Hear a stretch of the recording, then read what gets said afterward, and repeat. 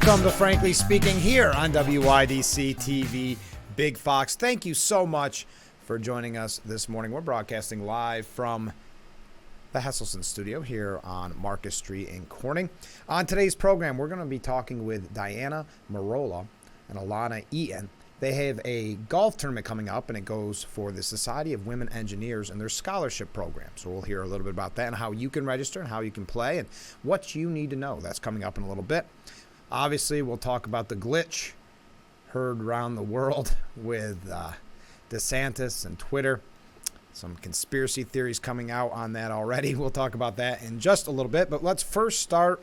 Isn't it interesting, though, that DeSantis, his announcement and the troubles that he had with Twitter and Elon Musk, just technical issues, that is overshadowed on many of the various outlets, the debt limit deal. Of course, the main stories, if you were watching the news throughout yesterday and today, have been the passing of Tina Turner and then really DeSantis' announcement. But let's focus on, the debt limit for just a moment. They claim they're getting closer, but yeah, and this is typical. This is not any kind of dig specifically at McCarthy, but they are going home for Memorial Day weekend. I believe they leave today, but are put on 24-hour notice that they may be called back as they continue behind the scenes to negotiate.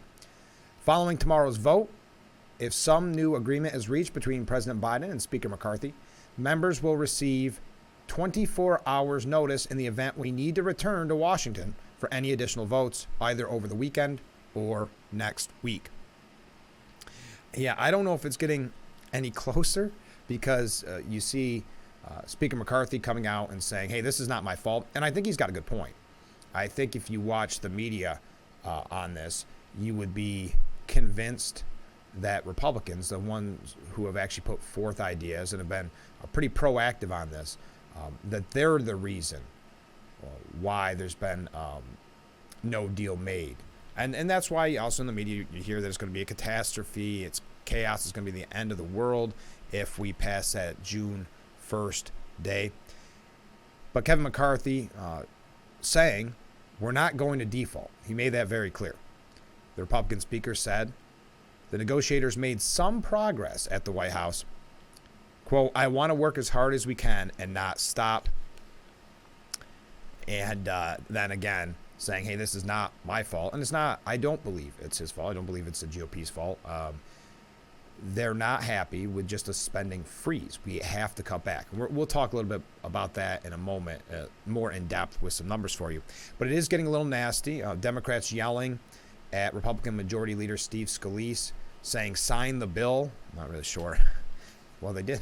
They did pass a bill, but that was immediately poo-pooed by the Democrat in the House and Senate, the Biden administration, I should really say. A freeze is not going to work, McCarthy said. We have to spend less than we spent last year. That is the starting point. So the very beginning of the negotiation is that we have to spend less than we did last year. We've got to take a short break. Stay with us. When we come back, a little bit more on this, and then we'll talk to our guests, Diana Merola and Alana Eaton. So stay with us. This is Frankly Speaking here on WYDC TV. Big Fox will be right back.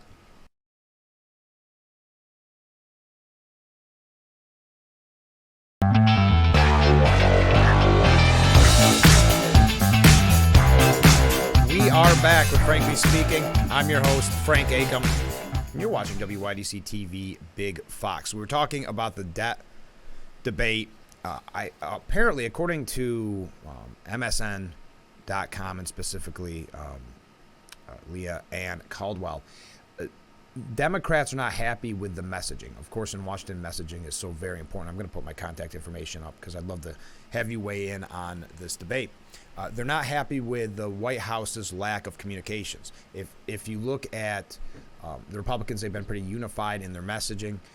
The White House being pretty silent, then therefore leading for the Democrats to not have the talking points that they really rely upon. House Democrats across the spectrum, not just the far left, are frustrated at what they say is a lack of communications by the White House. And they're calling it a 20th century approach of how to do things, kind of occasional leaks about negotiation, and the leaks attack the opposition. And that's just not the way, in their mind, negotiations work in the year 2023. The approach is a stark contrast to that of Kevin McCarthy and his lieutenants, who have held court with the press at length. Again, President Biden being very quiet, where you have Kevin McCarthy has been doing press conferences on this, have been very outspoken to the media to get the message across. So listen, as Republicans, we put forth this plan. This is where we want to start. This is where we want to end on the negotiation. And on the other side of the coin, you do not have the press conferences from the president. You have his press people giving some statements, but nothing of real substance.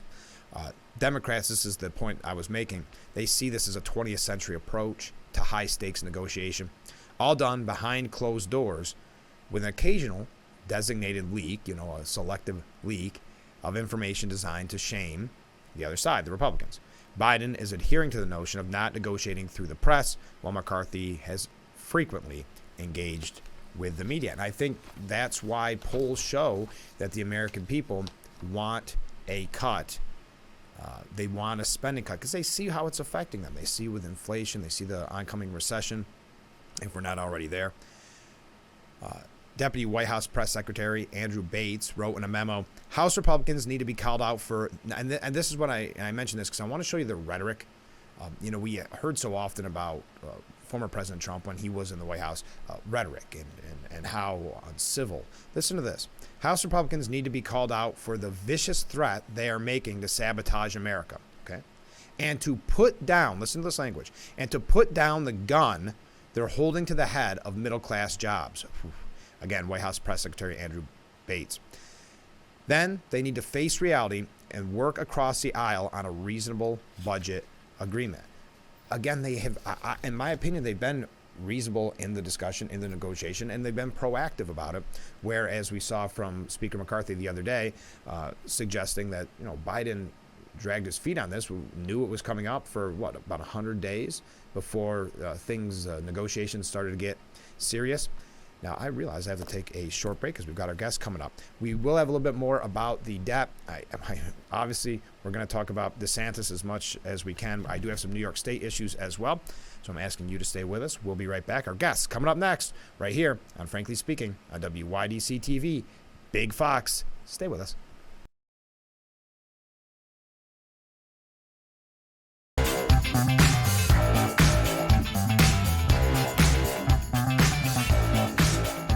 Welcome back to Frankly Speaking here on WYDC TV Big Fox. This is the M.A. Neal Financial Services section of our program. I want to thank our guests because we have an exciting event coming up at the Corning Country Club, your golf tournament. Thanks so much for being in the program. You're welcome. So this is the 29th year. That's kind of amazing. It is a pretty It's a tradition. Yes, it is. Yes. Well, I wanted to specifically talk about the Society of Women Engineers because that's who sponsors us. Tell us a little bit about that organization. So it started back when there was a gentleman in George Brewster that started. He was in recruiting for women engineering. So okay. The whole scholarship program began when he decided to donate some of the earnings that he received. Yeah. And start this scholarship back in 1995. So okay. It's been. And you've given a lot of scholarships away through the years. Yeah. So I think last year alone, I read you gave 5 scholarships away. Is that right? Actually go up to 6. Is that right? 6 $2,000 scholarships. Well, I want to talk about the golf tournament, but before that, there's probably people wondering, how do they participate in the scholarship? How does a student qualify for that? Absolutely. So it's through your local guidance counselor office at your high school. So any senior pursuing a engineering or science-related field in higher education, so college, is able to go through their guidance counselor office and apply for the scholarship. Okay. Now let's talk about the golf tournament because that is raising money towards these scholarships. Is the golf tournament open to anybody? It is, actually. So a lot of local businesses have participated in the past. We have up to 30 teams that actually enter into this. And we have a lot of local businesses. They promote us. They sponsor holes, or they sign teams up, Okay. or they actually donate gifts for gift baskets, which all goes back to the scholarships. So it's a good program. How many people do you think it takes to have an event like this? Do you have volunteers, and I'm sure a lot of planning? There is. Yeah, so we have our golf tournament committee. It's about like 7 or 8 of us. It depends on the year and availability, of course. Of course. And then the day of, we usually have 6 or 7, 8, depending on the amount of teams that we have, volunteers to help with registration, door prize distribution, and just basically the flow of the event itself. It's got to be a fun day. Do you guys play? I do. Yeah. I do not. play, No. How'd you do last year? Oh, not bad. Okay, I'm not good. gonna disclose my score. Oh no, you don't want to tell anybody. No. They'll be gunning for you. Right? Yeah, the golf tournament is at the Corning Country Club Monday, July 31st with a 10 a.m. shotgun start. That's captain and crew, right? Captain. And registration, though, you're asking people to register by July 16th. How's the easiest way to register? So there's a website. Okay. Or That is there's the best one? Well, not a website, I'm sorry, but you can contact Laura Mahalki. Okay. We will provide the number. I have it right here, as a matter of Okay. fact. 607-974-8032. Great. Okay. All right. So what's a typical day like? Someone gets out there at 10, and you've got 18 holes. You've got a light lunch, I believe, right? And dinner? Yes. Yep, so the day of the event, you basically come, registration starts, I think, as early as 8 a.m. Mhm. And you just come, register, you get a door prize ticket, so everyone gets a door prize ticket. And then shotgun starts at 10 a.m. You play your 18 holes. At the turn, there is a light lunch. And then after you're completed your day of golf, there's a dinner that's Okay. provided by the country club. And then we also have our award ceremony. That sounds like a great day. That's a Well, lot of fun. I've got to take a short break. Can you stay with us? Absolutely. All right. We'll be right back with Frankly Speaking here on WYDC TV, Big Fox.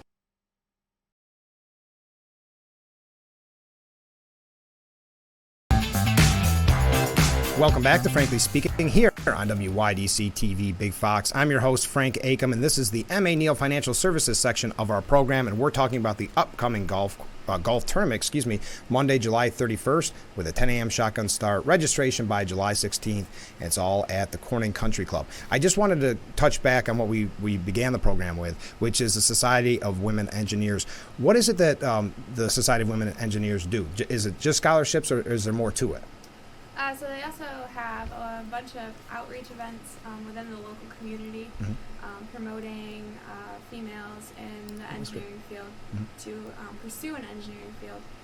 That goes as low as like elementary schools, Okay. doing stuff with those classrooms, just trying to get interest into the field. Sure. When did you get involved? That's for both of you. So I've been involved probably 3 years, just Okay. helping some Yeah. of the just local events and mostly the golf tournament, just Yeah. to help. Is that out. your biggest event, you think? I think so. I would say so. Locally, yeah. Locally, Yeah. yeah. Okay. And do you look forward to the event each year, the golf tournament? Absolutely. Yeah. Yes. Even though you don't It's play? a lot of fun.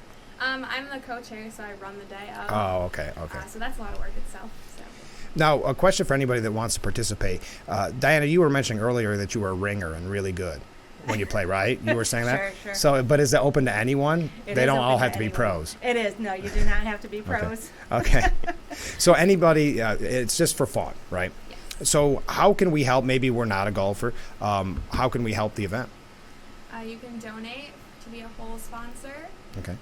You can donate prizes for our door prizes or the prizes that we give out for winning teams. Or you can enter a team Sure. and And you can just donate because it is a great cause, Absolutely. right? And I was hoping that you could maybe explain the difference because there's a standard ticket for your team, but there's also a super ticket. What's the difference? Well, so a super ticket basically includes everything that we can offer you as a team. So you obviously get your one captain and crew team. You get 2 mulligans per person. Oh, good. You each get a door prize ticket.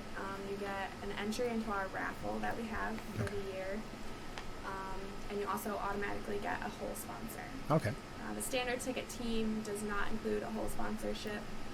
and it also does not include a raffle ticket for whatever we're offering. Okay, great. And then again, Monday, July 31st, 10 a.m. shotgun start. Registration by July 16th. It's due, coming up soon, almost a month away. Corning Country Club.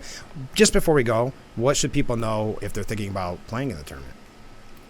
It's usually a great day, great turnout, a lot of participation, and good mood. It's just a good day, and supporting, the engineers is a great fun, right? Right. Well, thanks so much for being on the show. Thank you. You'll have to tell us how it all went when it's all over, okay? Absolutely. All right. We'll be right back with Frankly Speaking here on WYDC TV, Big Fox.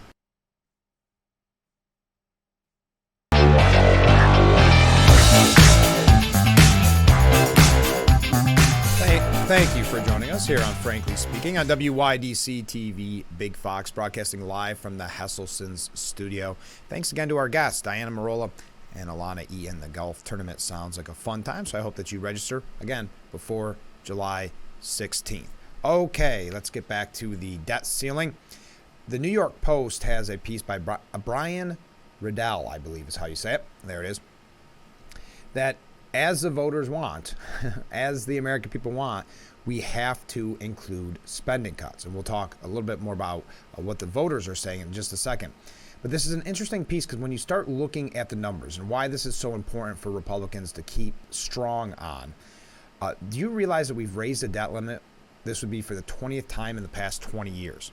Since the last major debt limit fight in 2011, that was the last real knockdown drag out, the national debt has more than doubled from $15 trillion to $31 trillion. That's just 12 years, folks. I know 2011 may sound longer ago than it was. 12 years. This recent $16 trillion debt surge has been bipartisan, mind you.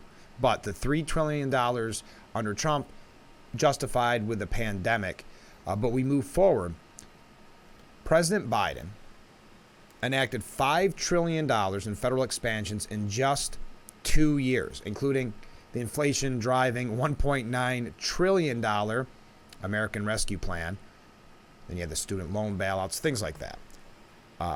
Biden's one law that supposedly reduced deficits, the ironically titled Inflation Reduction Act, you recall that, of course, now shows a dramatic deficit increase resulting from the law's green subsidies going over budget. Wait till you hear this number.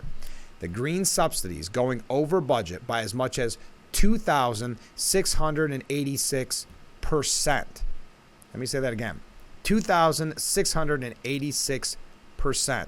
That's how much the green subsidies went over budget. And we can continue with this, with the numbers. I know it's not always the best to just read you numbers, but I wanted to put it into perspective. If lawmakers, finishing up on this, Brian Riddell, he's a senior fellow at the Manhattan Institute. He says, but if lawmakers continue to reject common sense deficit reduction, then the budget deficit and eventually middle-class taxes will double once again. And that ties into the next article and something that I just highlighted a little bit when we came back from break. This, too, from the New York Post, specifically the Post editorial board. And I like their thought on this. It's not Biden versus the GOP, but it's Biden versus the voters. President Joe Biden is desperately maneuvering to avoid any serious spending restraints in the debt limit talks, but voters clearly don't want the ceiling raised without cuts. The polls have made that clear. It's not just Republicans. A new poll from CNN, I mentioned it yesterday, and yes, CNN. This wasn't some right-wing outlet. It was from CNN. Shows 60% of Americans oppose raising the debt ceiling unless federal spending is reduced. That includes 58% of independents and even 45% of Democrats. Because when it all comes down at the end of the day, it's about money in your wallet.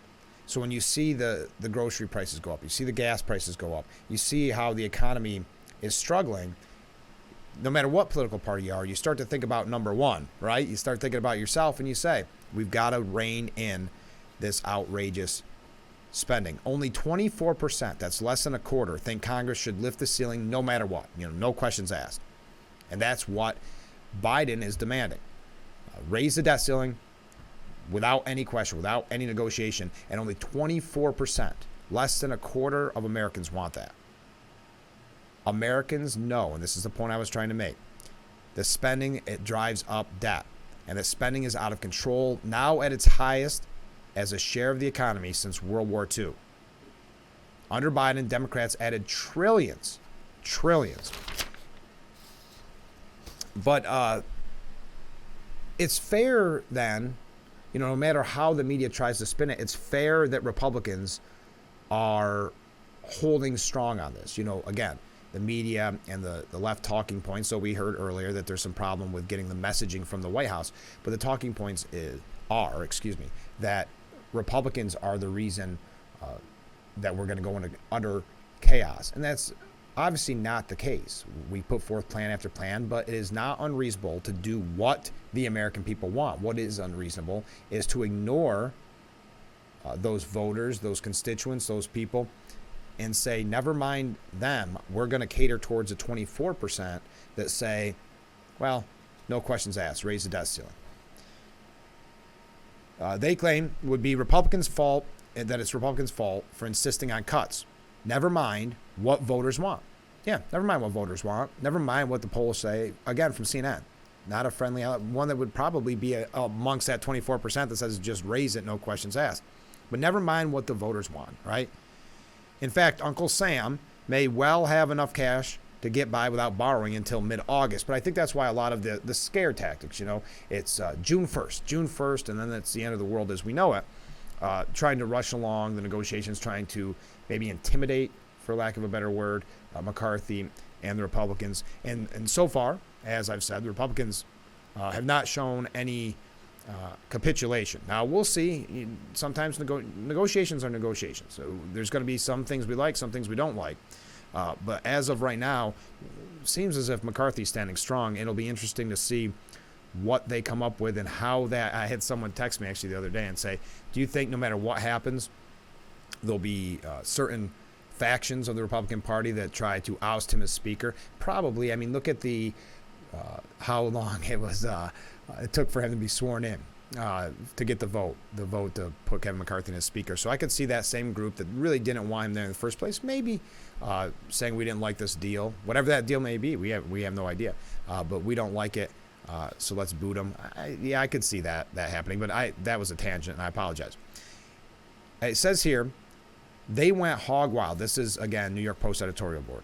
They went hog wild with the nation's credit card for 2 years. 100% true. Now they're calling the folks who insist on some restraint, minor restraints, irresponsible. So let's highlight that for just a moment. Again, I know I've said this, I think, every program. The plan that the Republicans put forward and passed in the House, many conservatives didn't believe it went far enough with cutting spending. So to suggest that this reasonable bill being put forth was irresponsible or harmful or not negotiating type of bill, they said right from the beginning, we're not even going to look at that. And again, the president dragging his feet for quite a while to start taking the negotiations seriously. I just think that is interesting. They're the ones being called irresponsible, the ones actually trying to do something, trying to be proactive and trying to also say, hey, we cannot continue this outrageous and unsustainable spending. So they finish up by saying that they went hog wild with the credit card for 2 years under Biden. Now they're calling the folks, meaning the Republicans, who insist on some restraint, irresponsible. Did somebody remove all the mirrors from the White House and the Capitol?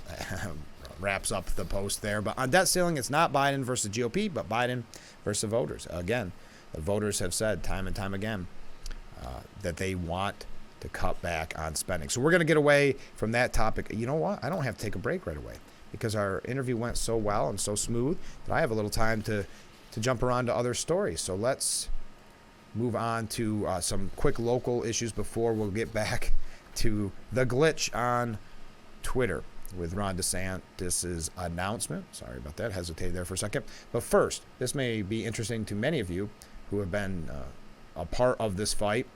New York health officials are going to end the COVID-19 vaccine mandate for health workers. Yeah, that should have been done quite a while ago. New York State health officials signaled Wednesday a requirement that healthcare workers receive the COVID-19 vaccination will end as pandemic-era rules more broadly are expiring. The announcement comes after years of legal challenges to the vaccine requirement. Think of how many people lost their job. I always found this to be troubling and fascinating at the same time, because obviously we call them our first responders. We call them our first line of defense. We call them our heroes, and rightfully so during COVID. And yet then when the vaccine came out, and they who had been in the thick of it from the beginning, the frontline workers, that was the word I was looking for, frontline workers, right from the beginning. And yet the state said under Governor Cuomo that you have to get the vaccine, and they're saying we don't want it. We've already been there from the beginning. We know what we're doing. We know how to be safe. And so many lost their job. I remember hearing some of those very sad stories from individuals telling us about their hardship during that just troubling time. The rule was first put into place in August of 2021, just soon to be ended here on May 25th, 2023. And I don't know when it's actually going to be signed, but it was put in by Governor Cuomo after COVID-19 emergency orders lapsed in 2022. The State Department of Health adopted the requirement as a formal regulation. While the rule will no longer be enforced, individual healthcare facilities will be able to continue to implement their own internal policies. So again, I think it was an injustice for those that did so much for us in those early days to have to go through that because of the heavy-handedness of government. I would love to hear your take on that. Here I am. I put that up on the screen. I'm giving you my opinion on it, but what do you think? One other New York State issue before we move on to the commercial break, since we have just a second. And please, I saw that I received a couple calls and a couple texts. Thank you. I will try to get to those before the end of the program so we can address what was said. But here is something that you kind of shake your head and wonder what's going on here. New Yorkers can register to vote and cast their ballot on the same, what they're calling, golden day. What could go wrong there? Sometimes we're told that the polling places are too crowded, especially presidential years. So now we're going to have a registration booth there and then vote. And what about, just out of curiosity, let's just throw something at the wall and see what sticks. Would this be ripe for fraud in some way? I don't know. I mean, what's done's done, I suppose, but June 17th, which voting rights advocates have dubbed the Golden Day, marks the first time New Yorkers can both register and vote on the same day for the upcoming June 27th primary, because the start of early voting overlaps with the registration deadline. I guess, same day. I don't know. So I'm sure they'll end up making this a policy every year. But that golden day, so if you're not registered to vote, you can be prepared on June 17th, and then you can register at the same time. Those were a couple of the New York issues. Then, when we come back, Ron DeSantis and his big announcement yesterday, running for president, joining the field. So we'll talk about that when we come back. Stay with us. This is, Frankly Speaking, broadcasting live from the Hesselson studio right here on historic Market Street. We'll be right back.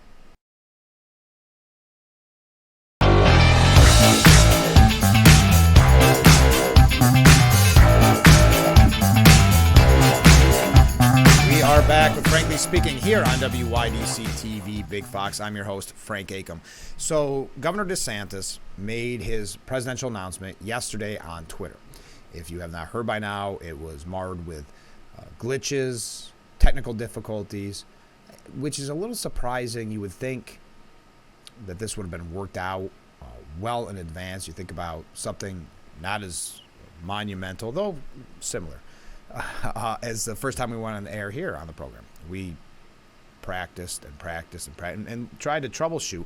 So it's interesting, such a huge announcement. And that's why, and I do not fall into this category, but online you already have conspiracy theorists suggesting that DeSantis should not have trusted Elon Musk, because Elon Musk, of course, behind Twitter, owns Twitter, but behind this, I don't know what you'd call it. Is it a podcast? I'm a little, and I think a lot of people are, a little murky on what exactly it was that DeSantis was announcing on, but I guess it was a long time in the works. But what I thought was interesting, there's a theory called, and Roger Ailes coined it, it's called orchestra pit theory. Roger Ailes, of course, the late Fox News chairman. What orchestra pit theory is the candidate who falls in the orchestra pit will always lead the evening broadcasts, no matter what substantive news happens at that same forum. So what they're saying is the event was over before it even started. Once those glitches started, that was the main focus, overshadowing what Governor DeSantis actually had to say. And he had some very good points in there. I don't think, they're already saying it's the end of a career type thing. I don't believe that at all. They gave a good interview with Trey Gowdy on Fox News. I don't know why he didn't just originally make the announcement on Fox News. They obviously have things, or any news outlet right here. They obviously have their ducks in a row. They know what happens when you have to troubleshoot. They've got the video, because I understand maybe this was just audio. That's all that seems to be what I'm hearing this morning is audio. I don't see any visuals other than his campaign ads. So, yes, I'm a little confused by that move, but he's probably trying to think outside the box, and unfortunately, it did not go well. Now, Elon Musk saying it was because there's so many people trying to, quote-unquote, tune in or whatever you'd call it. There's been some back and forth on that. AOC suggesting that she had more people watching her on Twitter play a video game or a card game or something at one point. But DeSantis saying in the event, we must end the culture of losing that has infected the Republican Party in recent years. I think many people are speculating that is a dig at the former President Trump. But that's interesting, too, because the recent, who was it that DeSantis recently supported? I'm drawing a blank, and his candidate lost, and President Trump's did, and that just happened recently, and I'm drawing a blank on the name. DeSantis also, another kind of veiled shot, saying government is not about entertainment, not about building a brand. But I do want to make clear, he never specifically mentioned Trump at all. Now, former President Trump was getting some pushback on his response to the announcement. The first tweet was kind of strange. He went on to obviously, not tweet, it wasn't a tweet, Truth, Social Truth, kept posting a lot more later on. But his first reaction was, excuse me, my red button is bigger, better, stronger, and is working. Truth. Yours does not. I'm not really sure. So people, it's confusing. He continued, per my conversation with Kim Jong-un of North Korea, soon to become my friend. Yeah, that was kind of a weird one, whatever you think about it. But a lot of people weighing in on the technical difficulties. Let me just check here. How am I doing? I'm doing good on time. Joe Biden using it, saying this link works, and then posted a way that you could donate to Biden's campaign. AOC, again, attacking DeSantis, saying it was actually a low turnout in her mind. We've had more people join when I play Among Us. Again, I'm not familiar with that. Maybe a card game or a video game. I guess that had $435,000. $45,000. Everything's money. Sorry, we're talking about the debt ceiling. 435,000 streamers when she played that. So, again, technical difficulties, overshadowing what was arguably the biggest political day of DeSantis's life. Now, Mark Harris from Nikki Haley's Super PAC saying, failed soft launch, check. Failed announcement, double check. We look forward to Ron DeSantis' failed campaign. So a lot of people, as is the case in politics, making political hay off of this. Trump went further after the red button comment saying, wow, DeSantis' Twitter launch is a disaster. Disaster in all caps. His whole campaign will be a disaster. Watch. Now, according to DeSantis' people, they raised $1 million online in the first hour after the announcement. And we know that recently, I brought you the story, Tim Scott, who's also running, raised $2 million in his first day. This is not obviously ideal for DeSantis. This is not what you want your announcement to be focused on. And it was all over the news, as you know. But you could come back from this. I mean, they've been trying to, even though they're competitors, they've been trying to throw out Trump. They've been trying to throw out DeSantis from day one. Everything fails. Everything's a failure. Everything's going to ruin their campaign. So I think this is a lot of hype, and this is what the media does. This is what they love, to highlight the errors. They got the attack DeSantis. They got to attack Elon Musk, who's become a problem child for them. So it's kind of the perfect scenario for the media to really latch onto something that wasn't important as much as what DeSantis said. Again, I don't know if, no one's asking me, obviously, but I don't know why that was the rollout. That's how you decide to make your announcement.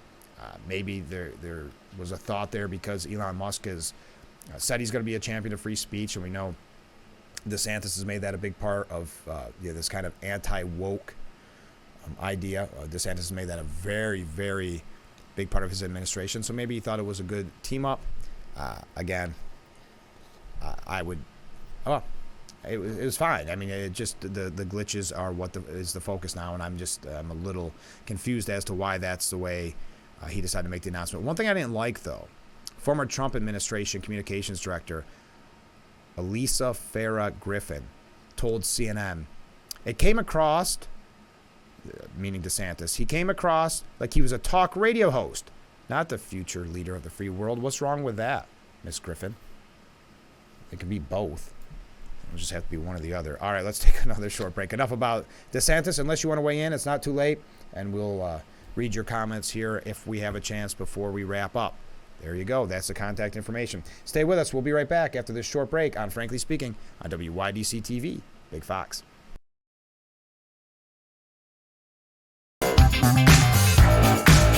Welcome back to Frankly Speaking here on WYDC TV, Big Fox. I'm your host, Frank Akem. There again is the contact information. If you have anything you'd like to reach out to me at the last minute, I would love to hear from you. Okay, I wanted to bring up one thing from our congressman, because yesterday Congressman Nick Langworthy introduced the Executive Branch Accountability and Transparency Act. Having this, let me make sure that I'm not going to be on the right one, but that's the Corning Gafford District. Hold on real quick. There we go. Here's a quote from Congressman Nick Langworthy on this act, saying, and I quote, "They don't call Washington the swamp for nothing. There are far too many people inside the federal government who are working for their own self-interest, not the American taxpayer." Amen. I've made it one of my top priorities to return power to where it belongs, with the people. What good is all this information if it's hidden in a file cabinet and is inaccessible to the public? This legislation will make this information available to every American with a stroke of a few keys. Sunlight is the best disinfectant, and I agree with the congressman there. Obviously, let me get back to the main screen. I apologize. This bill, see, under current law, non-career appointees in the executive branch are required to make public documents verifying adherence to ethics guidelines and financial transparency. However, they only exist on paper. The creation of this database will require the Office of Government Ethics to establish and maintain a centralized database for all ethics records of non-career appointees in the executive branch, making it easily accessible for all Americans. So thank you to the congressman. That sounds, hey, transparency is always a good thing. All right, I was reluctant to bring up this topic, but I would love to hear your opinion on this one. Here we go. Gavin Newsom is considering Oprah Winfrey to replace Dianne Feinstein in the Senate. Okay, well, yeah, I know there's been a lot. I feel bad, to be honest with you, for Senator Feinstein, because if you look at her past record, she's been a very liberal senator, very by the book, liberal. You knew what you were going to get. And now, and far left. And yet now her own party, these people she pushed through so many liberal measures for, are now turning on her because, well, number one, she made the mistake of looking like friends with Mitch McConnell. Big no-no in today's divided culture. Number two, her health issue, she has not been able to vote on some things they deem very important, like appointments and things like that. So to see them turn on someone that was a liberal champion is a little difficult to watch. And it goes to show you politics and the what have you done for me lately idea. So now Oprah Winfrey being thrown around. And one of the reasons that many people believe Nancy Pelosi is helping to prop up, for lack of a better term, Feinstein, is because she almost doesn't trust Gavin Newsom to make the right pick, because it is up to him to make the appointment. Now, and he has in the past vowed to appoint a black woman should Feinstein's seat open up. I don't know. I mean, Oprah did weigh into politics there with Dr. Oz in Pennsylvania. She went with John Fetterman, and man, there's a scathing piece. I have to take a break, but there is a scathing piece, speaking of Fetterman, and speaking of the health issues of Dianne Feinstein, at the New York Post. Fetterman's return to hoodies is a bad sign, despite the spin. The media's trying to say, good, he's back in good health. He's wearing his signature hoodies. Looks very weird with all the senators dressed up, but his hoodies and his shorts. But because he's not dressed appropriately, he has to make all of his votes from like the hallway, the doorway to the Senate chamber. It's very weird, and he has, unfortunately, and you don't wish anybody poor health, unfortunately, he has looked unhealthy, kind of bizarre ramblings at his press conferences and the like. Now, again, this is not my words. This is the New York Post. The Senate's supposed to be the world's greatest deliberative body, not the world's greatest nursing home. Wow. Scathing from the New York Post. We got to take a short break. Stay with us. We'll be right back with Frankly Speaking here on WYDC TV, Big Fox.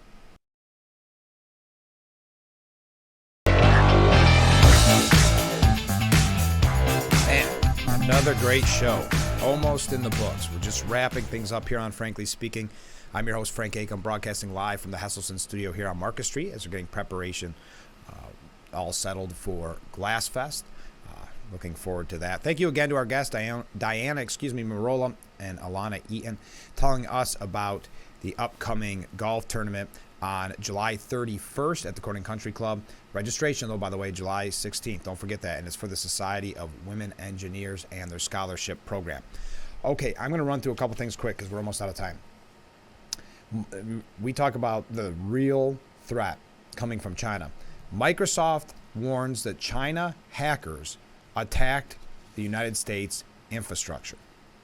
These are things we have to be concerned about. Something, and you know, the media still, there's a piece from The Hill, and I don't know if you followed any of the controversy, but China was buying up some of our farmland here in the United States, and some politicians and others really were outspoken on this, that this was wrong. We don't like this idea.